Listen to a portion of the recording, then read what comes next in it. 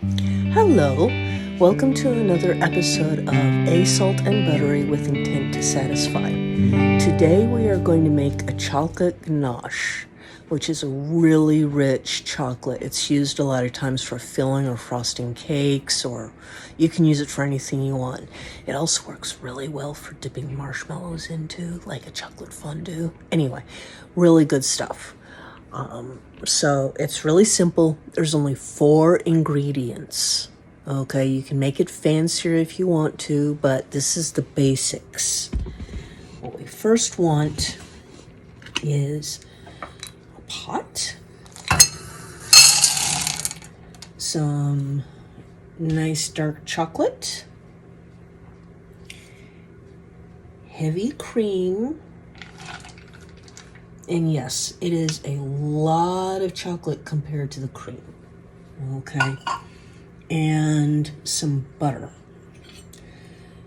Now we'll be adding some vanilla, or you can add some additional flavors later if you wish to. But what we're going to do, now traditionally what's done is the cream is heated up and the butter is melted into it before you add the chocolate. The problem with that, I found, is sometimes you end up with the cream not hot enough, okay, which is really irritating. And then you need to try to reheat everything.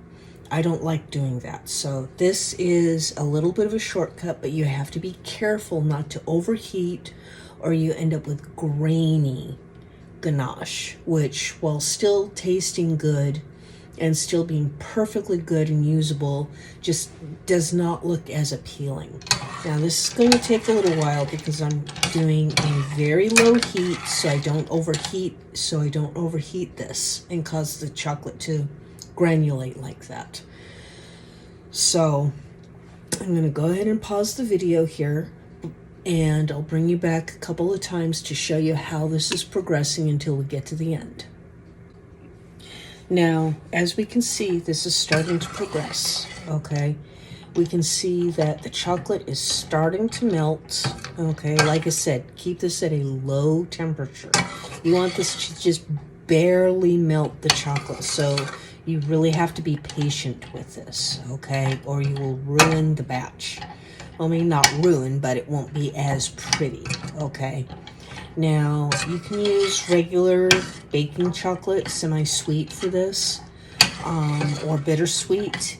I find chocolate chips really easy to use. Might as well. I usually have some in my cupboard, so might as well use them. As you can see, we're starting to get some melting. It doesn't look like much yet, but at this point, it's not going to look very tasty, but trust me, it gets better. As you can see, this is starting to look more like chocolate milk at this point, okay? But trust me, it gets better, and the butter has melted into this, and the chocolate is melting. Perfect. So once again, low temperature, and keep stirring, okay? Because, the butter hasn't totally melted. Okay, that means I'm keeping my temperature low enough. If the butter had melted at the first stage I showed you, that would mean I had things too hot. This is getting close to done. We can see there's still some lumps from some of the chocolate chips, but we keep stirring and stirring. Oh, it's starting to look more like chocolate now. Oh, yes. Oh, yes. I'm getting really happy with this. So we stir and stir and stir. Just keep going. Oh, here we go. It's almost ready. We want to make sure that last bit of butter is melted. Okay. Because that'll let me know if it's pretty much finished. Okay, at this point I can turn off the heat. Okay.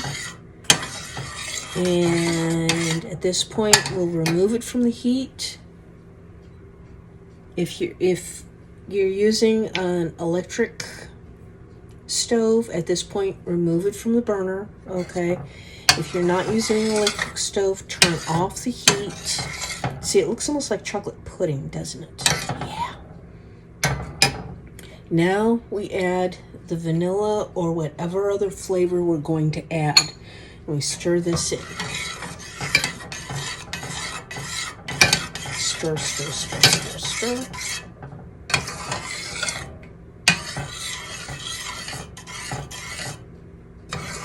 Now, I have done this with lots of different flavors, okay? You can do this with almost any flavor you might want.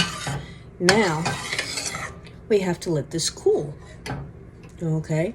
But go ahead and take a little taste of it. It's going to be hot, okay? But not too bad. So, see? Not too bad.